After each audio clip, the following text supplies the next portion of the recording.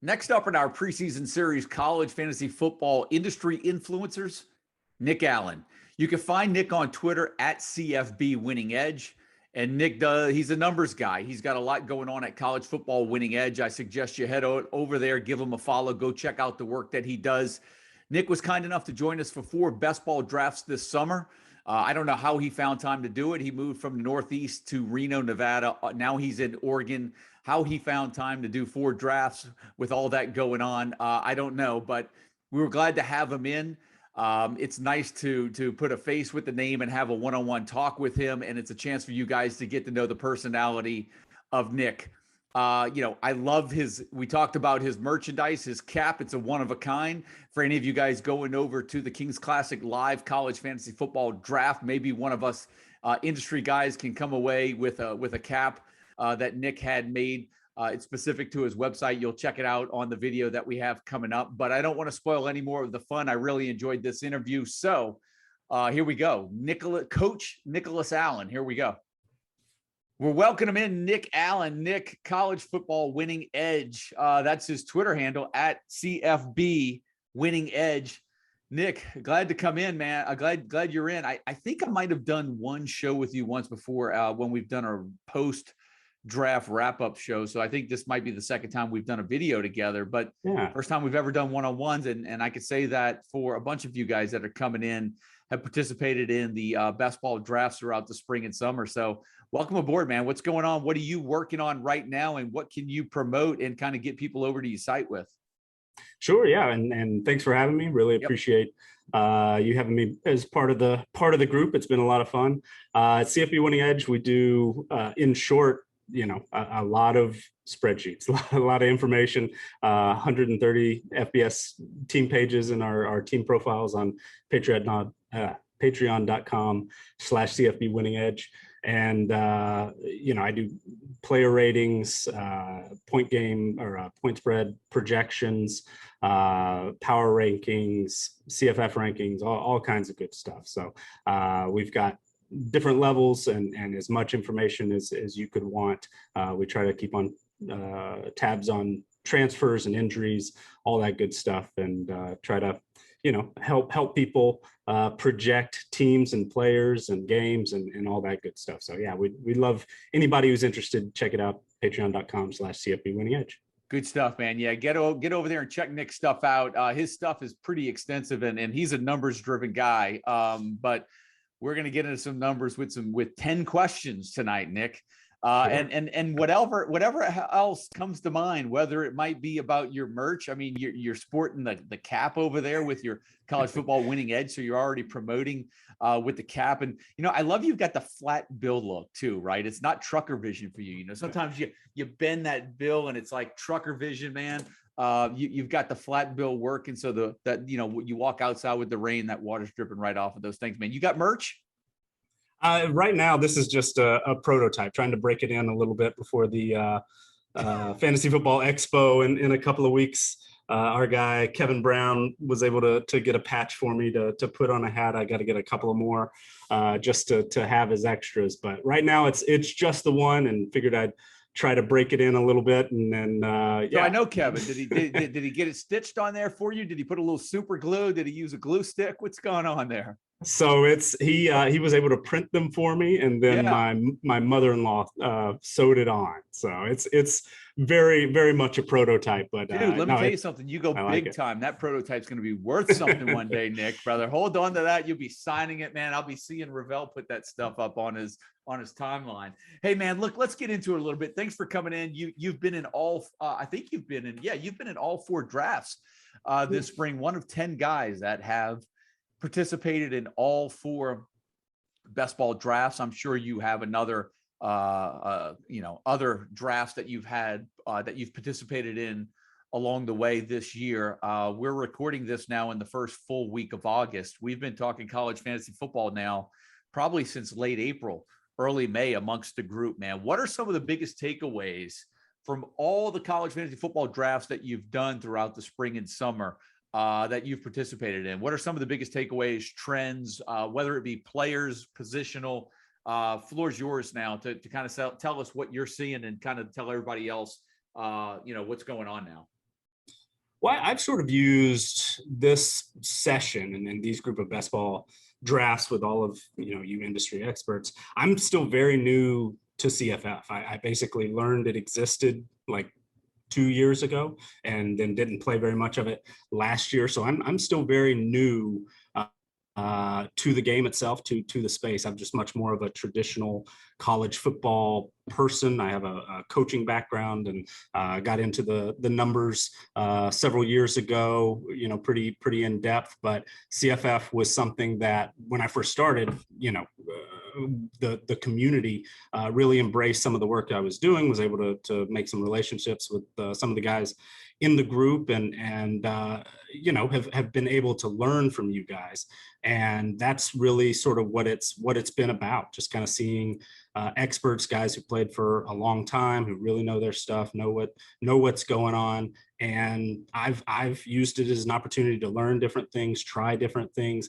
I don't really have a set strategy of any sort. I kind of will have an idea in mind of a position I'd like to sort of concentrate on early, get my favorite guy here or there, and then just sort of build from that point, just sort of as a draft goes on. And one thing that I think tended to do a little bit in this group of drafts is maybe a little bit of a contrarian approach, and just sort of if there's a run on quarterbacks early, for instance, I might say, okay, I'm going to punt on quarterbacks till the 7th, 8th, 9th round sometimes, or if guys are loading up. I know a few folks in the group want to get 2 or even 3 wide receivers really early on, and get some of those guys towards the very top of their board.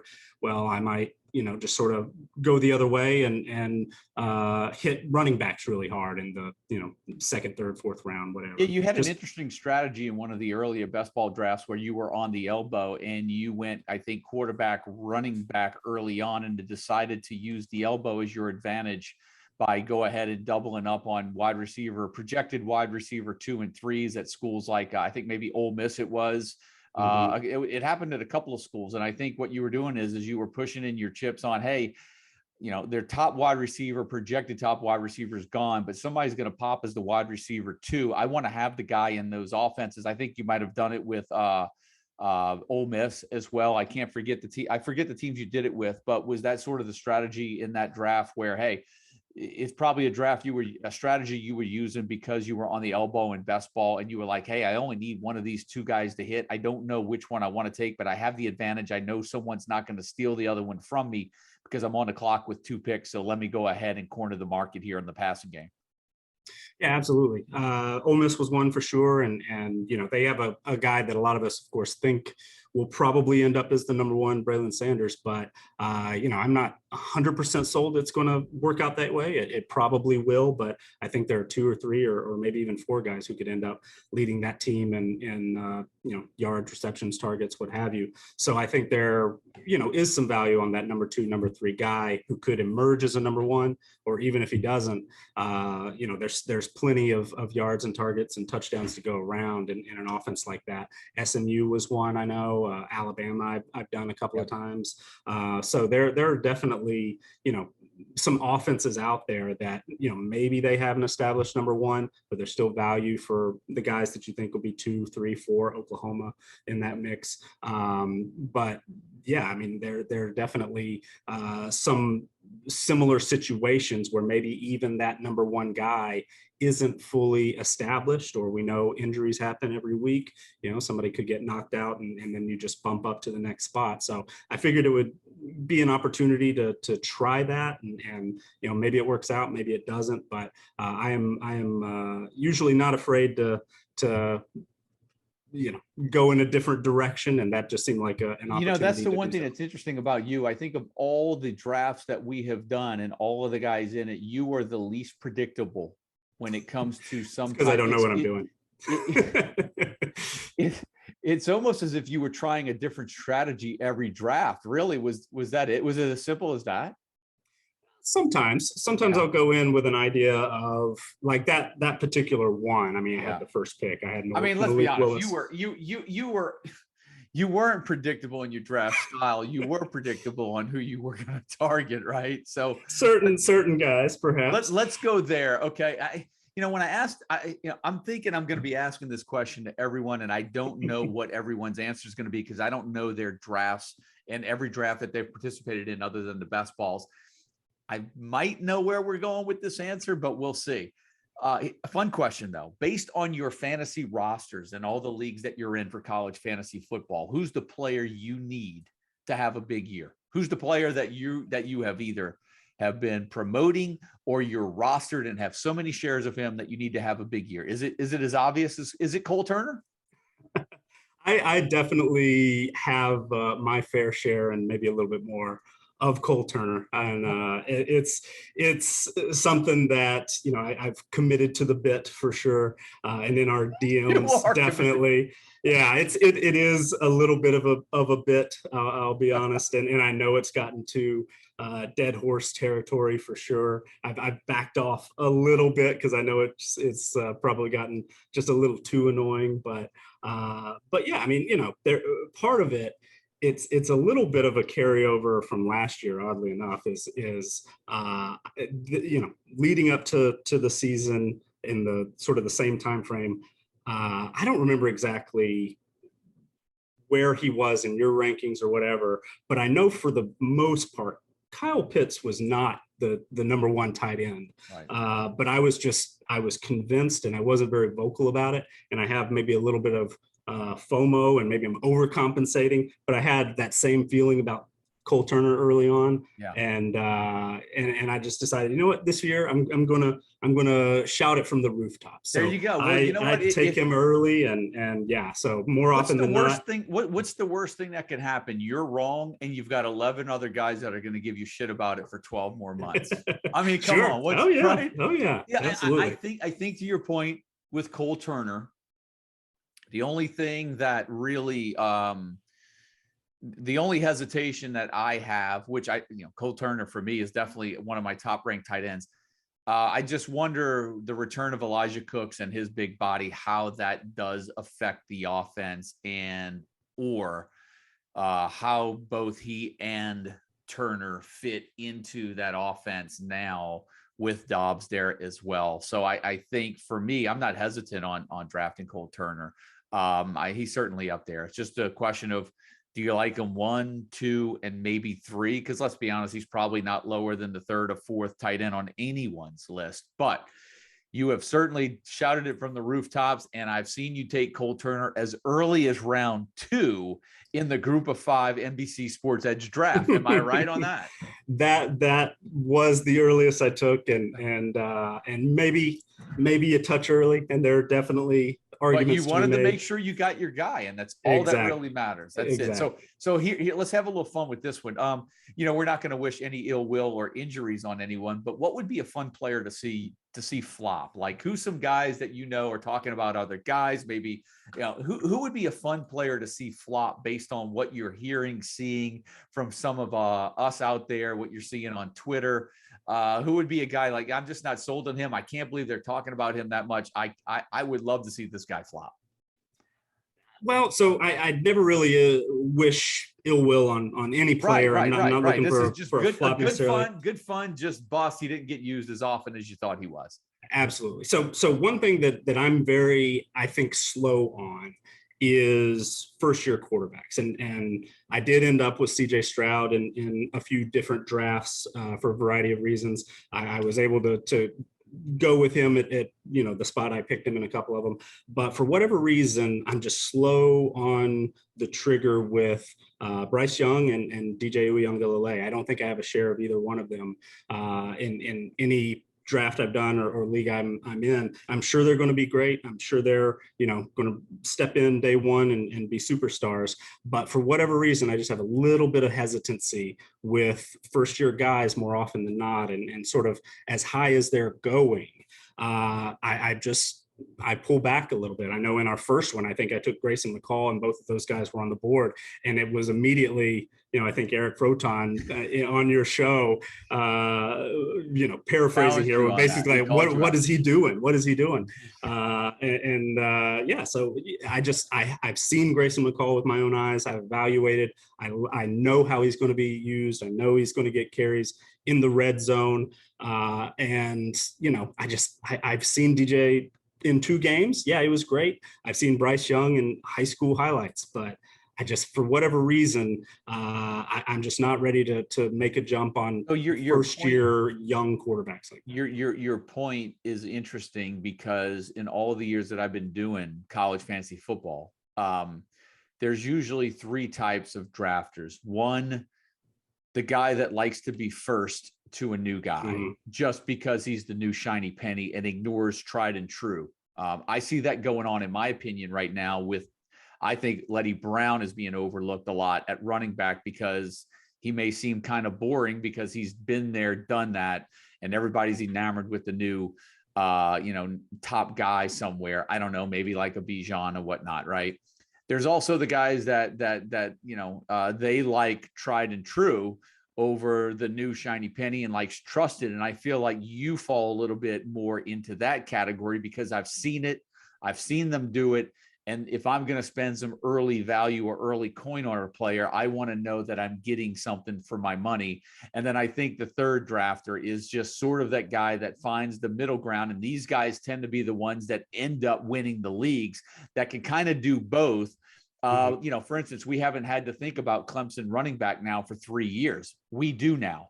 We never had to think about Wisconsin running back for 3 years up until last year. And now we do again, with whether or not trying to figure out if Jalen Berger is. So it's the guys that kind of do a little bit of both investing and then figure out, can they hit on the right one in the right system, that tend to kind of, in my eyes, separate themselves from the other 2 types. And there's nothing wrong. And I think in best ball formats, I think more guys that fall into your category of wanting tried and true tends to be safer in best ball formats. And I find that those guys tend to perform well more often in best ball formats than traditional. So it's crazy how different draft philosophies tend to work better in different league setups. But that's the one thing that I always talk about with college fantasy football, which makes it unique.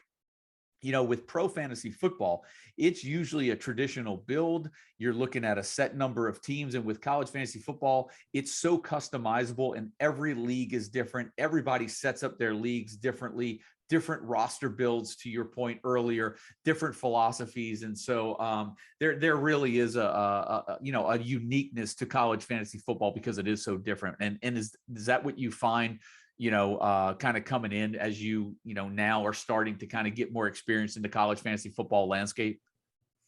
Yeah, I think so. I'm searching, I think, a little bit more for that middle ground. I don't want to be a late adopter.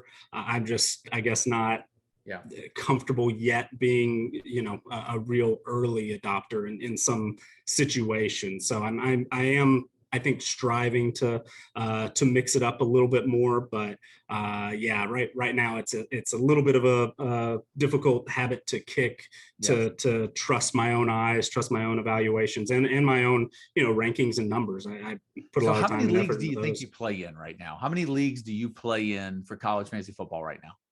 So you've basically helped me double or triple it. I've had just 2 or 3 leagues that I've been in the last couple of years. I get a little lost if I've got 10 or 12 to go. I've been trying to talk some of the guys in the group of like, hey, let's do a high stakes league, because that'll give me just one to concentrate on.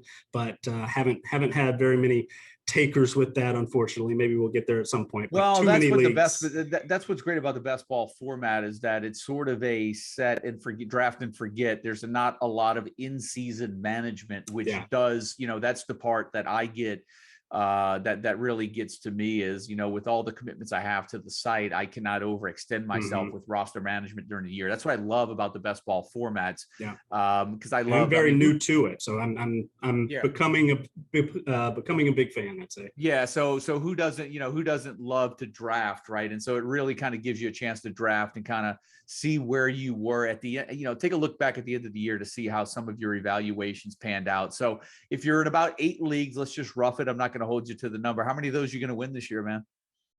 Oh, all of them. Oh, I love it. I love the confidence. All right. So here's the deal. Probably 0. What's that? Being honest, I said probably 0 though. Somewhere in the middle. Look, we'll see. This is where we're going to have some fun, man. When you think about all the stuff that we do in the drafts that we have, or drafts that you have with buddies, different leagues, there's different guys, they do different things and different things throughout the draft. Is there anything that a drafter does that just annoys the hell out of you, that just drives you batshit crazy? Not really. I'm nothing annoys you. No, I'm fairly laid back. I don't get too hot and bothered for the most part. I play it up a little bit when I was attacked unjustly in the first best ball show. Not really. I deserve it, I'm sure, any time it happens. But I'm kind of a wait back, let others take the lead and jump in and have some fun when I can. But for the most part, people do what they do, and that's fine with me. Well, here's another one too. On a scale of 1 to 10, and you said this earlier, like you referred to some of us as industry experts. I have to tell you, I really cringe when I hear that I hate being referred. I don't refer to myself as that. I like to use more of like an industry influencer, right? Because as far as I'm concerned, and that's why I like doing these shows, it's really about having fun. I mean, there's nothing, fantasy football, college fantasy football, it's something that I love. I love college football. I have a passion for it. I love doing the college fantasy football. I love that we make these fun, which is why I'm doing these videos. And it's also, if we can help some guys along the way, then really, that's the ultimate goal in this. But you're becoming an industry influencer, Nick, whether you like it or not. And on a scale of 1 to 10, what are you giving yourself? I think on a scale of 1 to 10, maybe a 5. I think I've got potential. I think I've got a little bit of a unique view on some things. I like that I can look at numbers, and I like that I do have a coaching background and can evaluate on film and things like that. I'm searching for the right mix of how to bring those two sides together. I'm definitely not a finished product, but I think I'm about halfway there. A couple more years. You just described yourself as like this 3-star recruit in high school, as a raw talent, unfinished product. But I'm learning the game. I love that, man. You can tell that you're recruiting. I've got a great work ethic, and I'm a gym rat, and we'll get there eventually. So here we go. Hey, look, here's the deal, man. You're in all 4 leagues. We decided that we're going to do a little bit of a gauntlet pool, right? Where you're one of 10 guys that have participated in all 12. We're going to put a few bucks aside, and we're going to come up with some point system for all 4 leagues. Whoever has the best finish in the standings, taking a look at all 4 leagues, is going to win the pot, right? Sure. The chances of winning of that is slim. But let's say you don't win. Even if you don't win, Nick, who's the one guy in our group that you just want to beat? The one guy that you just want to finish above? I don't know what it is. I respect everyone in the group, but I think for whatever reason, I don't know if I rub Mike the wrong way a little bit, or we just sort of we differ on opinions sometime, or things like that, or he's just so well respected in the industry, and deservedly so, that for whatever reason, I'd love to finish ahead of him, or have him not win. But seems like a great guy. We talk in DMs, time to time. Well, he is a great guy, but that's the part that's the part of this draft. I mean, look, we correspond and talk so much smack in those DMs that, man, there's got to be somebody, that answer could change every year, right? Because next year you might be going back and forth about a player with somebody else. I just want to beat his ass. I just want to prove his ass wrong, right? So here's a fun question. Let's lighten it up a little bit. Are you a beer or a cocktail guy? Beer more often than not. What's your go-to? I like wheats and saisons. Very good. And do you cuss or swear? If I stub my toe, but What's your what's your go-to word? Oh, I don't know. Nick, you're I boring. guess it would just happen. There's no way you were a happen coach organically. and you never cursed. There's no way you were a coach and didn't drop some bombs, huh? I might have in my real young days played it up a little bit or tried to a little bit more, but it's not part of my natural. It's just natural thing to do. It's not in the DNA anymore, is it? Yeah. Oh well. It maybe deep down. I don't know. All right. Well, look, it may come if it comes out on the show. I'm completely fine with it because look, it's like a no tubes. It's like a no kids allowed on this show. So, look. Okay. So I asked you on a scale. I feel like I've got a question specifically for you on a scale of 1 to 10. I rated you as as your influence in college fantasy football on a scale of 1 to 10. Rate your love for Cole Turner. Probably a 9. Okay. I do love his game. And back to your point about Cooks, I'm not worried about Cooks because Cole Turner, just watching how they utilized him last year, especially in the red zone, that's not going to change no matter who's, at receiver. They have specific things they want to do. He plays a completely different position. He might fall flat on his face. He might get injured. He could put up 0 points. That might happen. But I do really enjoy his game. I think it's a position that is a little maybe under discussed this year, not so much. But what a lot of people don't it's know, up there. Yeah, and what a lot of people don't know is that you moved out from the East Coast to Reno and basically moved up to Oregon. Within 2 weeks? You were telling me. So I was in Reno for about 10 days, and then there was So did you restraining order from Cole Turner that you were going to get a chance to see him play in person? I was hopeful, but things didn't work out that way. Weren't able to stay through there would have been the start nothing of the season. better. There would have been nothing better than having you get a selfie or a picture with Cole Turner and be able to put that in the thread. And that's the really bummer for me that you're not in Reno. Is I was really looking forward to getting you on a selfie with Cole Turner and posted in the thread. That would have just been gold.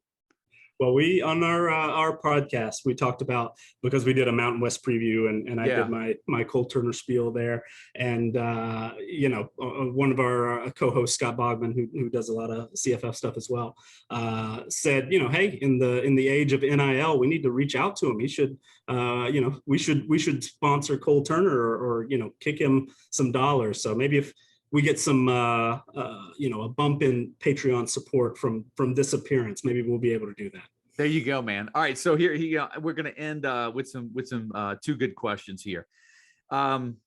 You obviously, we talk a lot of shit in the DM thread and a lot of smack talk, and we make fun of a lot of people, and you've got to have some thick skin to be in there, because if not, you're not going to survive too long in there. Who's the most annoying guy in that thread, Nick? There's got to be somebody that is like, you look at that son of a bitch is annoying. Who's annoying at times? Probably me. Who's that? It's probably me with the Cole Turner thing this year. No, not you. Who else is annoying? Who's annoying besides you? You can't annoy yourself. Oh, I don't know. They're a good group of guys, and I know, Kyle's got his thing, keeping everybody on the clock. I'm sure there's some people that don't love that. I enjoy it, and the jokes and all that. But I don't know. Nobody really comes to mind. I think it's a good group. Have a lot of fun. All right, so then this will make the next question easy. I'll let you off the hook for that one, Nick. But next year, you're going to come with somebody that annoys the living hell out of you. All right.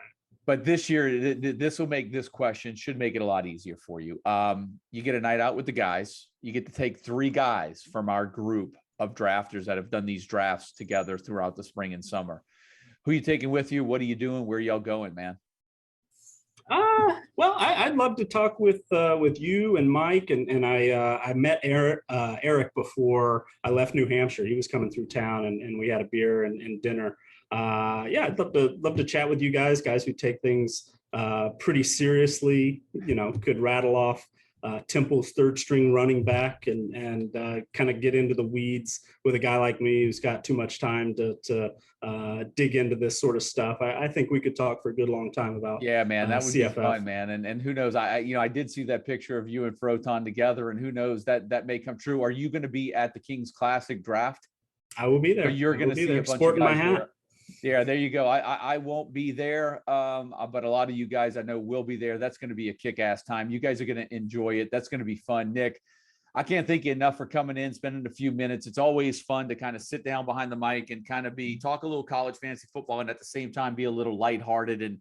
And really, like I said, this is just an opportunity for the college fantasy football community to kind of get to know the personalities behind the Twitter handles and the personalities behind the names that we post up there on the site, man. You're at College Football CFB Winning Edge on Twitter. Follow Nick. He's got some really, really good content, particularly if you're into the numbers, analyzes a lot of stuff. But Nick, I'm going to turn it over to you for, the last word here. Anything you want to add, anything you'd like to say before we get out of here, bud?